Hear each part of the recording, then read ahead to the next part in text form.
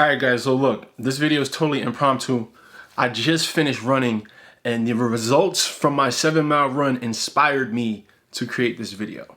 Now, last year I did a 30-day trial of the ketogenic diet just because I wanted to do some research. I wanted to be able to have some experience to base my keto video on, right? I didn't want to just read and ask other people. I wanted to experience it for myself. So I did 30 days of keto. Personally, I lost a lot of body fat, but I didn't like how my body felt. And I'm a person that judges something not on what it says in the textbooks or what other people are experiencing. I judge it based on how it feels in my body. But before I get into details of the comparison between the two, I do have to let you guys know that this video is sponsored by BrixFitness.com. I have 2 online coaching slots open right now. Usually my program is shut off. Right now I have 2 slots open and I'm looking for qualified people who are ready to dedicate themselves to the process of body transformation, because I'm looking to transform or be a part of 1,000 people's transformation. All of that information can be found at BrixFitness.com. Let's get right back into this video. I've done 30 days of keto, but let me give you some more background on my experience with low carb diets in general. I am a low carb diet recovering addict. All the times I failed in the past, it has been on low carb diets. I've always lost a ton of weight. Will you lose weight? Yes, absolutely. That number on the scale is going to drop and drop and drop and drop. But let me say it like this, it has never been sustainable for me. It hasn't. Plant-based, on the other hand, if you're not ready, that's not sustainable either. So I want to have a totally neutral position during this video. I simply want to unbiasedly as possible share with you my experiences with these 2 diets. Now, as I mentioned before, I judge diets or workouts or anything that has to do with my health and fitness. I base it on how I feel, right? I'm very in tune with my body. Very, very, very in tune with my body. You would be hard pressed to find someone who understands their body better than I do. So with that said, one of the barometers for me is always how well I perform during my long distance runs. Everything comes to the surface during my long distance runs. If I've been eating enough, if I've been sleeping enough, if my stress levels are too high, if I've been eating the right foods, if I've been doing the right type of training, all of this is always exposed to me during my runs, which is part of the reason why I'm sitting in front of this camera right now, because I've been eating plant-based for 30 days now, right? And I'm gonna get into some more comparisons, but I'm excited. I gotta share this part of the story with you. I've been eating plant-based for 30 days now, and I just went on the first run. Now, I track every one of my runs through Nike Plus, the Run app. And I will put all the information on the screen, right? See, some of this stuff is not quantifiable. It's hard to measure an increase in mental clarity. It's hard to measure an increase in joy and better sleep, right? It's hard to measure that. It's hard to put those into hard numbers. But when it comes to this run, you can't argue with this. The proof is in the pudding. This is black and white. This is numbers. If you look at my average, let me pull it up right now, and I'm gonna put this on the screen. If you look at my average history, right? I have almost 500 miles logged in this app. 130 runs. This is a lot of data, right? This is a lot of data. 3.84 miles is my average run.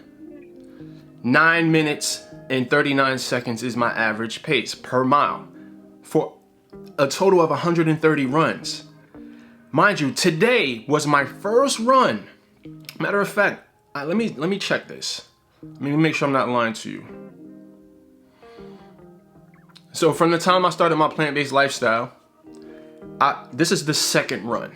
The first one was an impressive run as well, but it was only 4 miles. Today's run, 7 miles. 7 miles. My average run, guys, out of 130 runs is 3.8 miles. I'm not a 7-mile run kind of guy. And when I started this run, I didn't say, listen, I'm about to go run 7 miles. No, I was planning to do my 4 miles, maybe 5, but I just felt so freaking amazing that I just kept running. And I ended up breaking all types of personal records. Now, I'm in no way trying to convince anyone to switch to a plant-based diet. I am merely sharing my experiences. So I mentioned the other things, right? I have way more mental clarity. I just feel healthier mentally, physically, spiritually. I'm sleeping better. I'm way more productive. My attitude is better. I'm way nicer to my kids. I have more fun. I have all of these benefits that are so drastically appearing into my life since I started eating a plant-based diet. Now, with keto, all right, let's talk a little bit about my keto experience. I lost a lot of weight. I didn't experience any increase in my performance at all. I actually experienced a slightly decrease. Now, to defend keto, I only did it for 30 days. And I had to go through that whole keto flu, which, in my opinion, this whole process of getting into ketosis and feeling like absolute shit during the process is a red flag. That's a red flag. That makes no sense to me. Why should there be a period of time that your body is essentially just saying, fuck you? Like, no, you're not gonna feel good eating this type of food. There should be no time that your diet, this medicine, right? We're calling it food, should be our medicine. You're putting medicine into your body, but it's making you feel bad. And you know this. This is a part of this diet. This is a part of this lifestyle. That is a red flag in itself. Now, on paper, the ketogenic diet, it makes a lot of sense. It makes a lot of sense. But I can only talk from my experience with the diet.